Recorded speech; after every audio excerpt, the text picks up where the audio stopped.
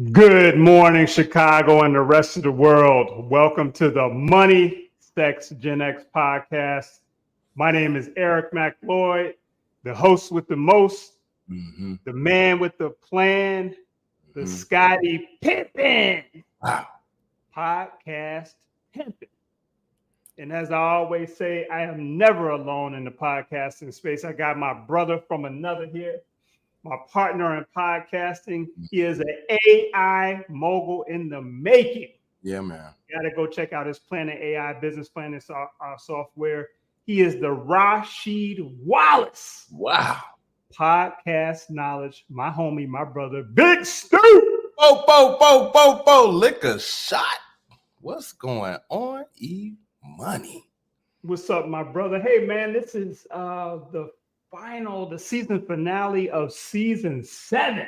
Yeah, man. We've been out here for a while now. We put in a lot of work. How are you feeling about this show, man? I'm feeling super excited, motivated, and inspired about today's topic. All right.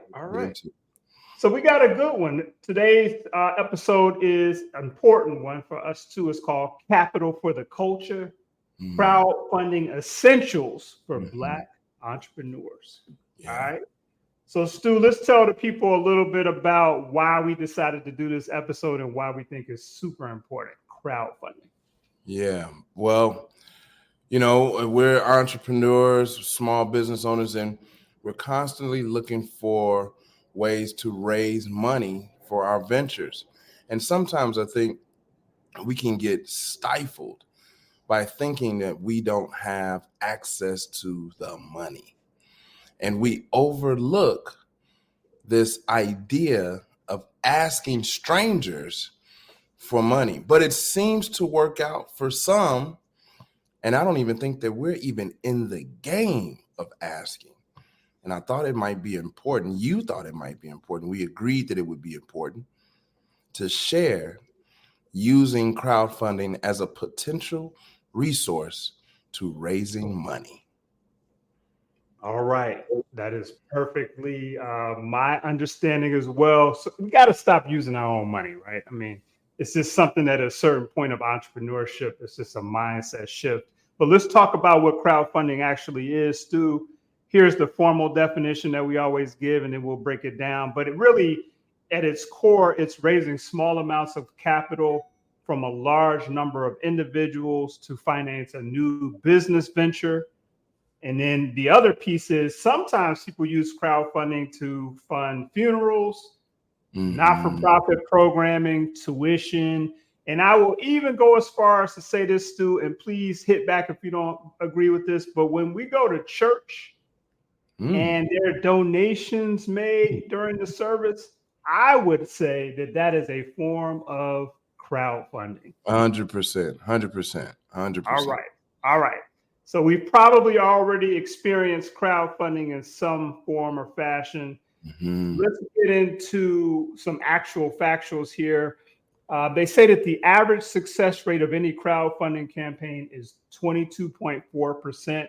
And when they say success, it's like if you said you wanted to raise 100,000, you raised 100,000 or more. Now, video seems to be a key component, Stu, of a crowdfunding campaign. The research says that if you have a video as part of your campaign, you'll earn 105% of your funding versus those that don't have a video. Okay. So that was an interesting stat. And the other one I want to bring out is if a campaign raises 30% of its goal within the first week, it's more likely to get all of the funding that they were seeking. Wow. Those statistics, I think are a bit, they're good to me, but they might be a little misleading to those who aren't savvy about statistics. I know in baseball, for example, if you are a batter and you're hitting the ball 22% of the time, you're probably the highest paid or of the highest paid baseball players in the league. Right. So I don't want people to say, 22%, that's not that high. I want you to look at it as like, man, that's pretty significant. Look at it the other way. And then The fact that if you add video, Mm-hmm. there's you increase more than 100% chance that you will get more funding. I think that's super important. As I talk to a lot of people, it's hard for them to fathom anything over 100%. And so know that if it says 105%, that there's a great chance that you will raise more money by using video with your crowdfunding campaign. And I think it's important, that you talk to the people, share with them, like, what's the difference between crowdfunding in church and then this crowdfunding for your business type stuff? What's that all about? No doubt. Well, I want to piggyback off your point quickly too. You're right, because think about 3-point shooters in the NBA. If somebody's shooting like 38%, they're a heck of a 3-point shooter, right? You think, oh, only 38%. So that's a great point that you raised. And then the last thing I want to say is this: also keep in mind that $17.2 billion is generated annually in North America through crowdfunding. Wow. And it went up 33.7% last year. And there were 6 million crowdfunding campaigns worldwide. So what is the difference between this and church, for example? Well, church is global as well, but this is specific. And I actually think it's more the same than different, actually, because the way that I look at a well-run church is it's a business. And that pastor is approaching it that way. They're not necessarily doing it for a business purpose. It's for the purpose of the congregation, obviously. But the similarity is that they're getting small amounts of money from the people who come to the church for a mission-driven purpose. And it's the same thing with us as small business. And I'm talking really a lot to the small business owners today. Right. So we know all the big tech companies or tech startups. We know that they do crowdfunding and they raise millions of dollars. And that's cool. We see it in the paper. We see it in different articles and all that. But we're talking about the small business owner. We're talking about the person that's got a 1 to 3 person business. You know, you might be doing a lot of revenue. You're doing really good, but you're really using a lot of your own money to fund your venture, or you're getting loans. Right? You got loans, lines of credit, all this different stuff. And so we're talking about letting the public assist you in building your venture. Yeah. And I think the only difference that I would note is with the church example, these are people who are probably more likely already familiar with you.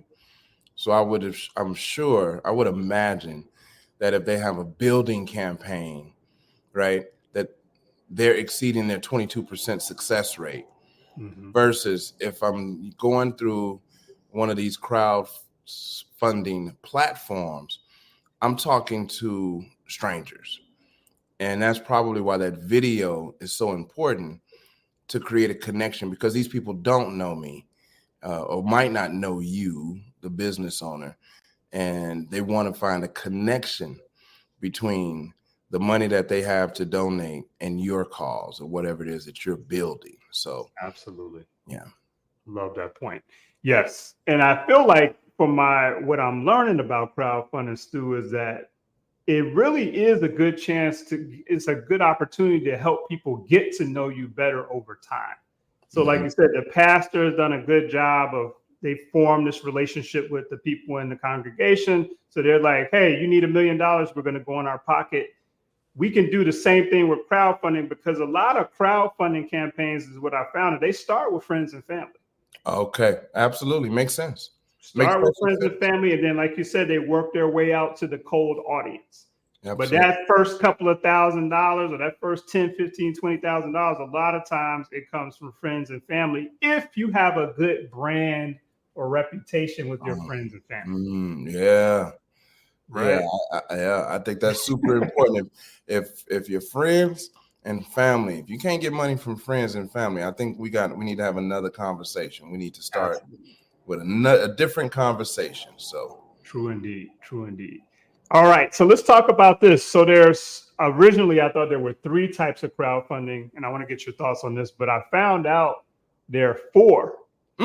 And maybe somebody out there has 5 or 6, but these are the ones that I came up with. One is rewards-based crowdfunding, and we'll talk about that a little more in a second. Donation-based, so that's the church example. debt-based. Mm. Debt-based. And then we have equity-based. Mm. Did I miss any? Reward, donation, debt, and equity. Mm-hmm. Sounds reasonable. Okay. In this moment, I can't think of anything that you may have missed, but this is a new. I'm familiar with crowdfunding, crowdsourcing, Mm-hmm. but I must admit, Stu's moment of transparency, I've never launched one myself.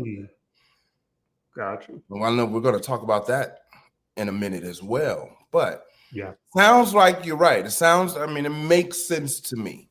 Okay. Let's talk about the different types real quick, and then I want to know which type you are going to launch, because you told me privately that you were going to do that, and I think we're going to challenge each other. That was a private challenge, but we're making it public.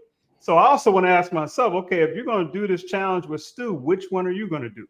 So we got the reward base. Now here's one that I did donate to. I donated to a crowdfunding campaign, or contributed to Curl Mix. Yeah, I did as well during the pandemic. Yes. Yep.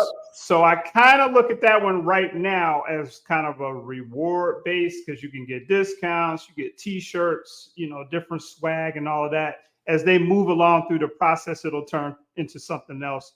But that's just one that I feel is kind of reward based. Now, but with that one, I know that's reward. We did get T-shirts. Well, I got a T-shirt. Yep. But I think that's going to wind up being equity too, don't we? Didn't we sign up for?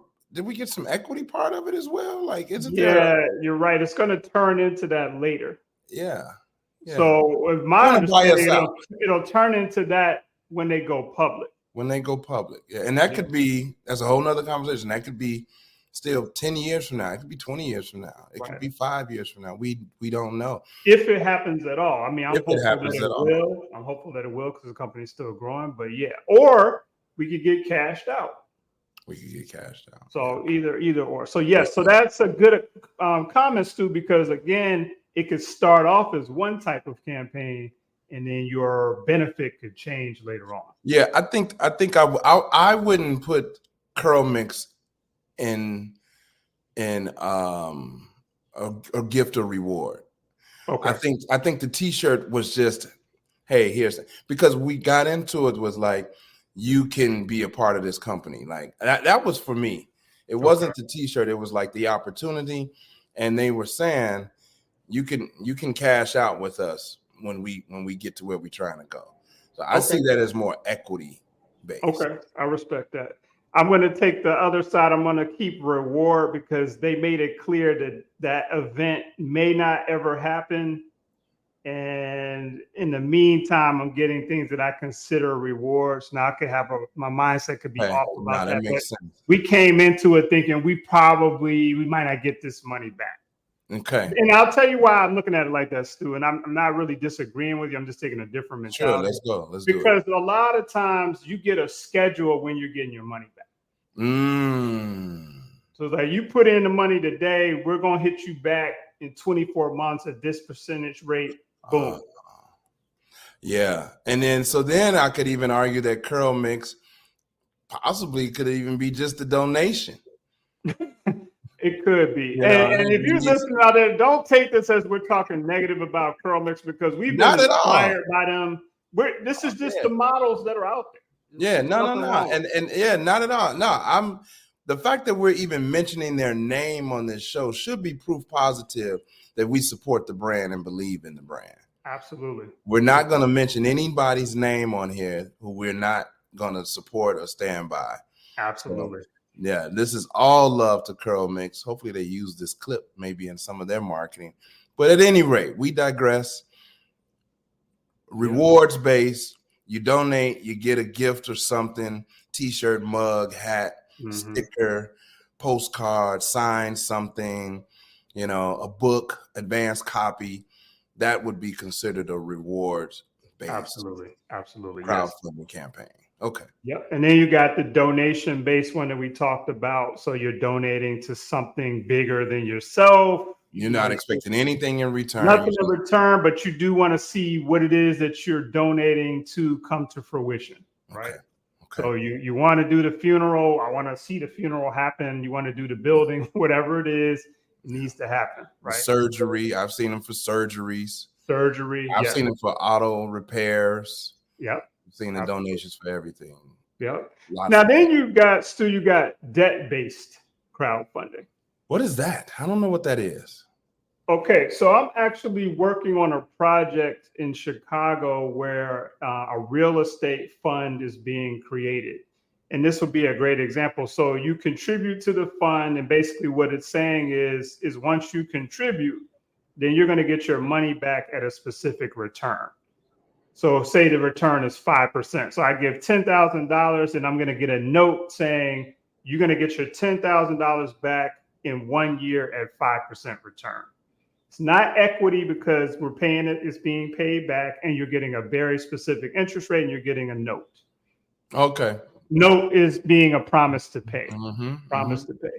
It's almost that's debt-based. Yeah. Go ahead. No. I was going to confuse the people. I was about to confuse them because do you use note and bond in this interchangeably? Not necessarily, huh? Not necessarily, no. Yeah. A bond is more government. Yeah. Same concept, though. Same concept. Okay. You're giving money to an entity, and so you're going to give it back. Yeah. The terms are set.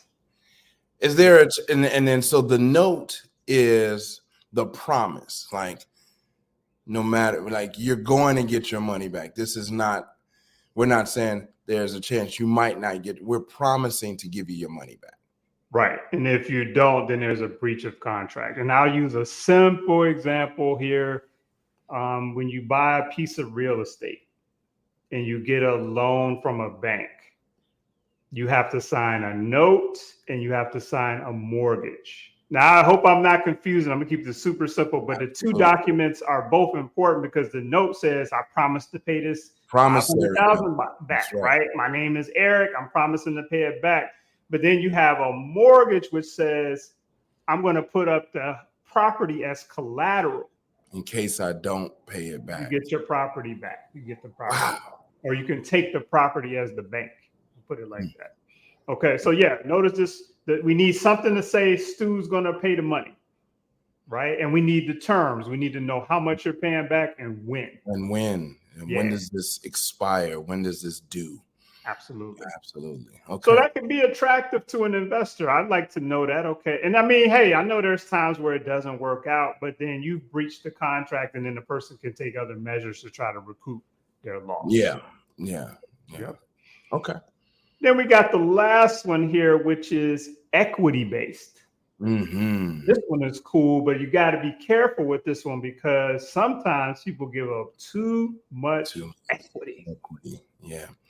This again, I want to listen to all of our listeners, no matter the age. I really want to encourage you, if no other, to go back to basic math classes. And the only thing I want you to master, my wish for you listeners, is just to master addition, subtraction, multiplication, and division. And then shore up converting decimals to percentages and percentages to decimals. Which is still multiplication and division. Like, please, you owe it to yourself to understand fractions, which is division, and multiplication. You owe it to yourself because, to Eric's point, people out here trying to give away 5 and 10% equity, and you look up and you ain't in control of your business no more.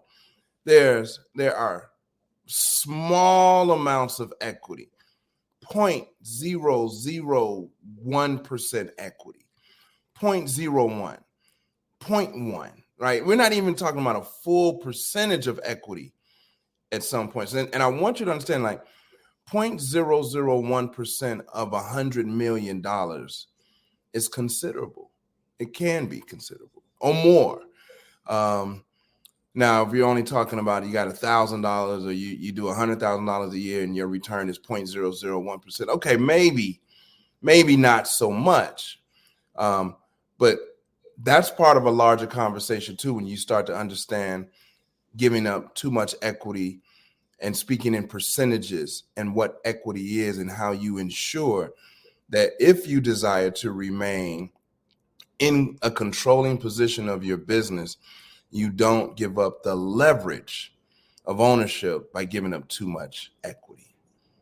I hope I didn't confuse the people, E. I doubt it. That was a very good piece of advice about math. And I like that because it's what's the practical applications of this stuff we learn in school. But here's one. You might be sitting in class saying, you know what, I'm gonna start my own business. Well, you gotta understand these simple pieces of math because yes, and it happens every day. People will look up, like Stu said, and they've given away 80% of their company. Oh, man. So now you're basically an employee again. Yeah. You know what I mean? So you don't want that to happen. So yes, thank you for bringing that up. And I want to talk about this too, Stu. If we think about this in the simplest terms, we're talking about something called OPM. Love it. I love it. OPM. And I learned this too late. I'm always talking about what I learned too late, but it's a long list of stuff. And this is one of them. Other people's money. Amen. Use other people's money to do stuff. Use other people's money to do real estate. Why go on your bank account and use all your money to buy a property when you can leverage an investor's money or a bank's money? Yeah. Use other people's money to do anything that you're trying to do. And I understand that sounds easy, but your goal should be to leverage other people's resources, whether it's money, time, all that stuff. And that's a whole different episode, but just remember OPM. Yeah, I used to call that the first rule of business is OPM. OPM. Don't use your own money. Use other people's money. I love it. Yep. Glad you brought that up. No doubt. Hey, if you're just joining us, this is Capital for the Culture, crowdfunding essentials for Black entrepreneurs. But guess what? This can apply to anybody. We're not the only ones who are need to leverage capital. Now, let's talk about the pros and cons. Everything's got a pro and a con, right? Yeah, man. Yeah. Let's talk about that. Pros, Stu, you can build an engaged audience, especially if you got the video. No credit score, so you're not going to the bank. They're not getting into all that. Raising money quickly, ability to maintain equity if you follow what Stu was saying. You can do that. Yeah. You may not face repayments or interest fees, especially if you're doing reward or donation based. None of that applies. Campaign, I like this one. Campaigns can double as marketing. Yeah, man, I love it. Just let people know what you're doing. Yep. Funding comes from multiple investors, so you're not just dependent on one person or group, and gathering feedback from supporters. So here's what I plan to do. Once I put my campaign out there, Stu, and you don't want to donate, I'm going to ask you why. Why not? Or I should say you don't want to invest, because I don't think I'm going to do donation-based. But I'm going to ask you, equity. Give me some feedback. What was it that made you feel shaky about giving me $10,000? What didn't you like? What didn't you like? Now, cons here quickly. You may not raise as much as series funding or loans. Okay. Series funding is when you have these tech companies and they do multiple rounds of fundraising. So they're doing it multiple times and they raise a lot of money, mainly because they're doing it multiple times and they get a chance to get better in each series. Sure. Or loans, right? A loan, they tell you how much you can get. You got to rock out with whatever they're going to give you. Your idea is open to the public. So you got to make sure your intellectual property is right and exact so somebody doesn't come and steal your idea if it's something that needs to be patented or trademarked, et cetera, et cetera. Number 3, I haven't really experienced this. I want to talk with Stu about this. This is saying that crowdfunding isn't always trusted by supporters. Have you seen that? Yeah, of course. Really? You really don't know what people are doing. People out here scamming, scamming is at an all-time high.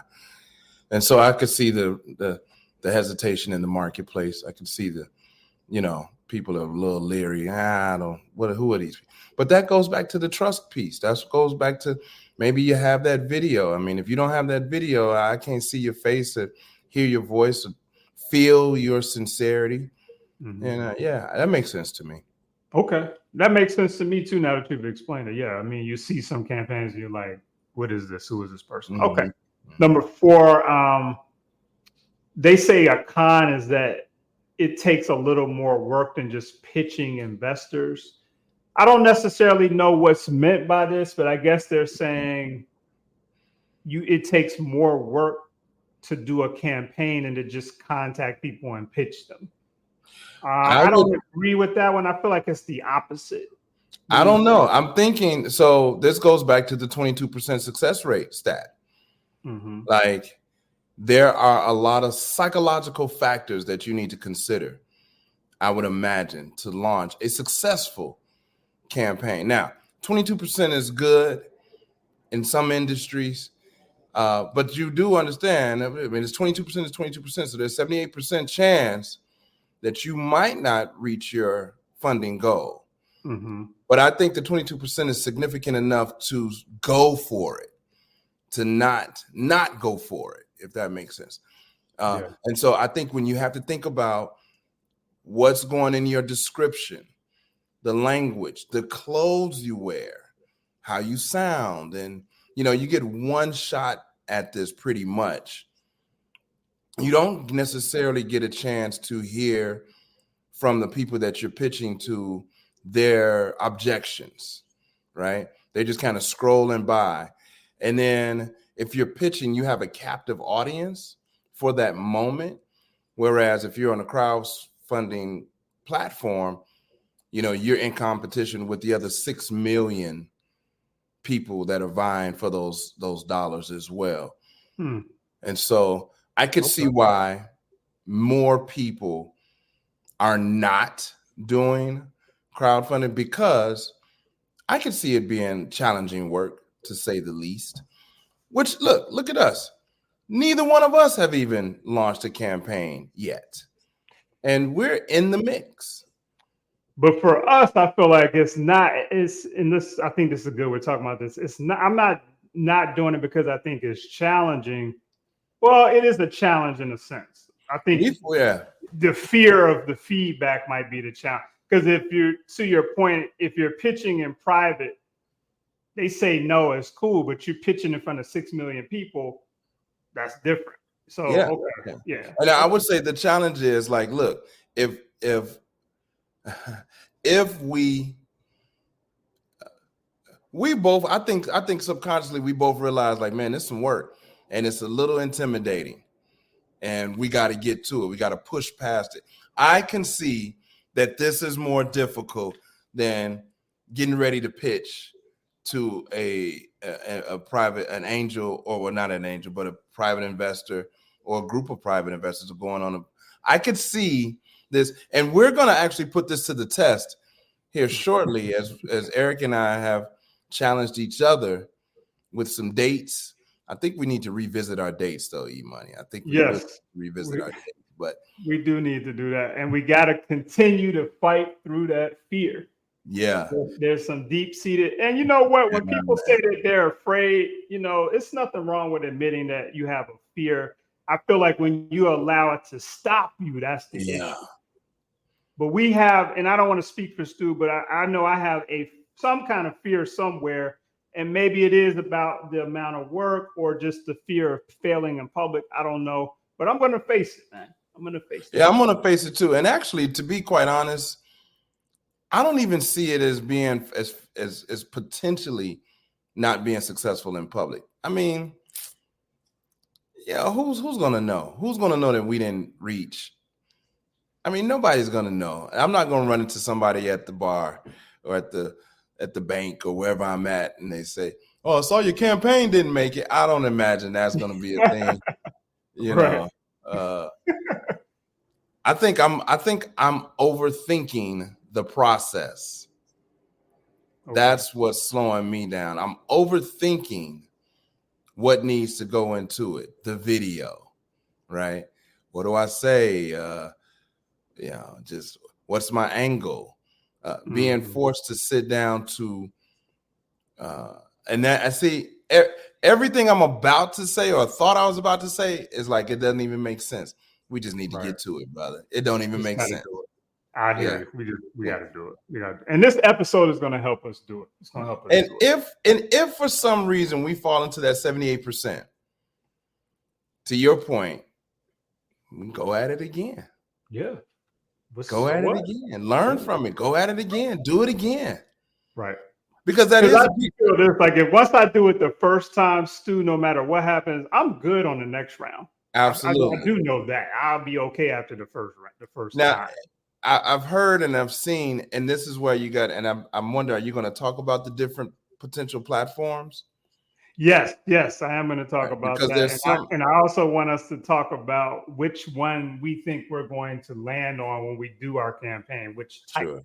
Sure. So let's get into that now. Well, let me finish this up quickly. So cons, I think it's important for people to notice. So we talked about it might not be as much work, or it could be more work than pitching investors privately.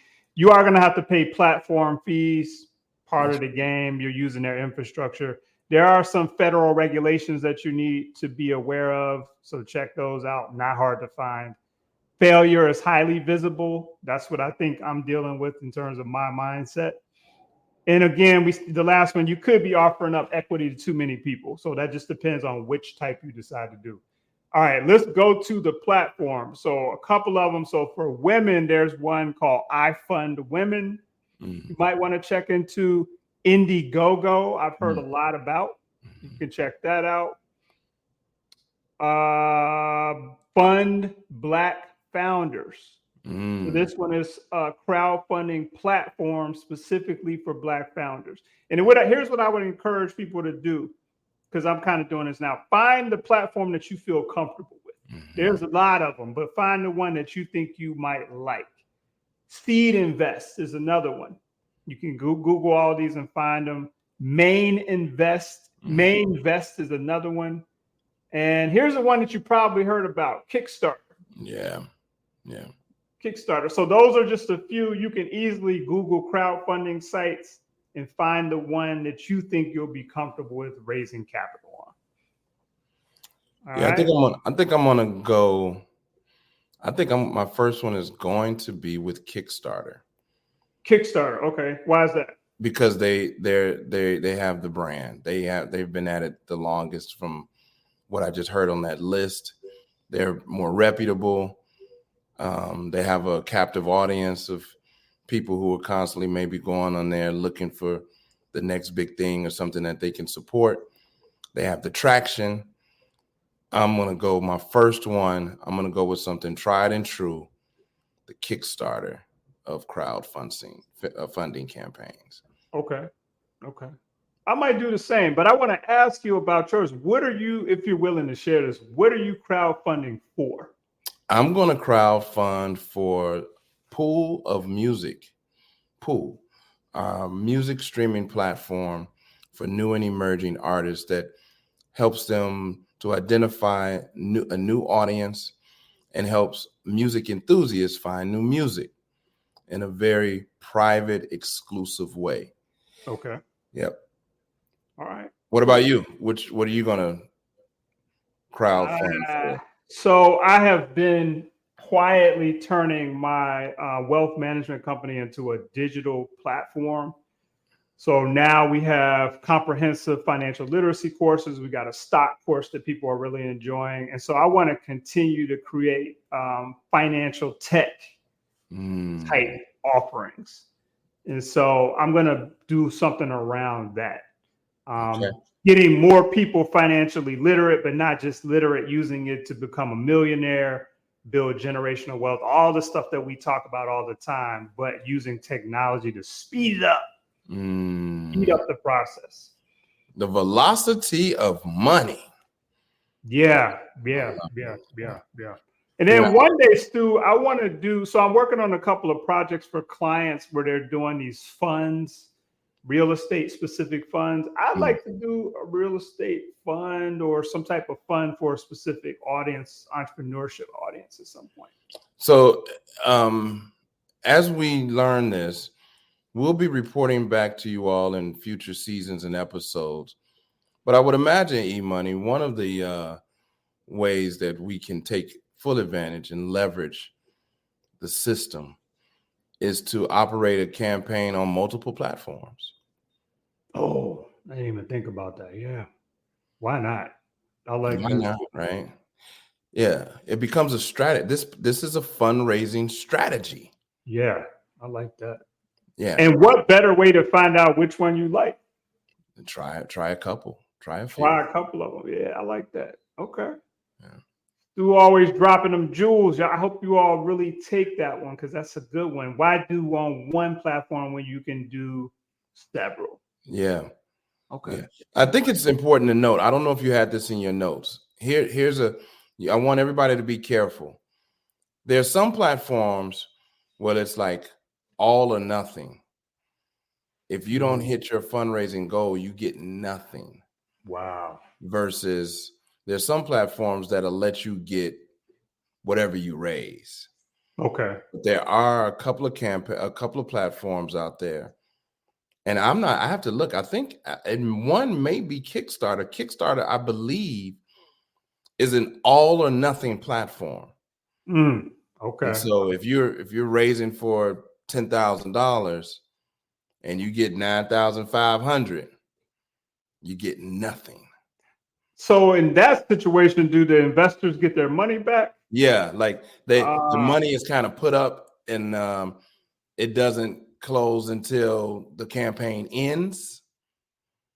That's what happened with Curl Mix. Like the money they like took the money out, but they didn't really take it out until the campaign ended. Right. And then they were like, hey, we need that money. Like, don't forget to clear that. There's money coming out. Be careful, so be on the lookout for that too, because that can be I've heard people talk about it. They got so close and they were kind of frustrated because they thought they were going to be there and they didn't get anything. But then there are other campaigns that will let you take whatever you raise. So if you got 10,000, you raise 3,000, you get to 3,000. Right? So, you know what, Stu? I actually feel like that's probably that might be the top take on this whole show, because you really do have to understand that. Like that could be and I'm gonna tell you something. I actually, when you said that, I was thinking, I wouldn't want to do that, but maybe it wouldn't be a bad idea to do that on one of them, because it lets the other people know if this dude doesn't gain traction, we're not even going to release the funds. My funds will come back to me. So he's got to be successful and other people have to buy into this. It kind of gives validity to your own investment decision. Absolutely. Like, okay, I'm not alone. If this thing don't hit 100,000, I'm getting my money back. That's right. So that could work to our advantage. I'm actually kind of digging that the more that I think about it. That's right. That's right. I like that. Okay. All right. So Stu, we've had a really nice conversation about crowdfunding. Let's kind of wrap this up for the listeners. Sure. What are your takeaways on this subject here? There's money out there. You got to go find it. And there are technologies and platforms that make it easier for you to go find the money that you need to do what it is that you want to do in your business. That's my takeaway. All right. And I want to thank you, sir. You dropped a lot of fantastic insights on this subject today. We got to make sure we get some clips of those and other stuff. But here's what I'm going to do. We're trying to get better at our show notes. So I'm going to go in and try to do show notes that tell you the platforms that Stu was talking about that is all or nothing, and the ones that aren't, because I feel like that's super important. Okay. My takeaway is I need to continue to expand my mindset. I do business planning work. I'm always telling my clients to consider a crowdfunding campaign. I want to tell them that I've actually done a crowdfunding campaign. OPM, let's leverage other people's money. Let's get a lot of money let's get small amounts of money from a lot of different people. It keeps the risk down, and use this as a way to grow and build and let our children see us using other people's money to build and not always our own. All right. Amen. So this has been, this is the conclusion of season 7 of MoneySexGenX. I want to let you all know this is about amplifying Black Gen X voices. We're going to continue to do that. We are in 63 countries, Stu, and 543 cities. And when I say that, what I'm saying is people are streaming our content across the globe, which is excellent. And we want to thank all of our listeners out there, and we will see you in season 8. Until then, peace. Peace.